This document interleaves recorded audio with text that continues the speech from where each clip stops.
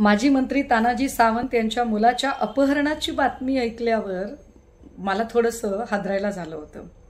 म्हणजे मंत्र्याचा मुलगाच सुरक्षित नसेल तर सर्वसामान्यांच्या मुलांच्या सुरक्षिततेचं काय, असा एक विचार मनात चमकून गेला। पण आता जी बातमी येते ती त्याही पेक्षा जास्त धक्कादायक आहे की माजी मंत्री तानाजी सावंत यांच्या मुलाचं अपहरण झालंच नव्हतं। तो मुलगा घरातून भांडण करून निघून गेला, फक्त त्या मुलाला अडवायचे एवढ्यासाठी सगळी पोलीस यंत्रणा कामाला लावणं गरजेचं होतं। आणि त्यासाठी तानाजी सावंतांनी आपण सत्तेत असल्याचा, आमदार असल्याचा, आपल्याकडे पैसा असल्याचा, या सगळ्या गोष्टींचा गैरवापर करत ताकदीने एक खोटी केस, तीही अपहरणाची केस दाखल करून घेतली आणि चेन्नईहून मुलाला परत आणले। गंभीर आहे।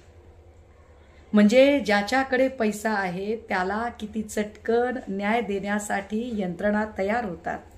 ज्याच्याकडे पैसा आहे त्याच्यासाठी यंत्रणा कशा रेड कार्पेट त्याला फॅसिलिटीज द्यायला तयार होतात। एरवी ही सगळी माणसं मात्र अजिबातच गोरगरिबांची साधी एनसीच काय, गोरगरिबांचा साधा तक्रार अर्ज सुद्धा ऐकून घ्यायला तयार होत नाहीत। धन्य ते मंत्री महोदय, धन्य ते पोलीस स्टेशन आणि धन्य ते सरकार।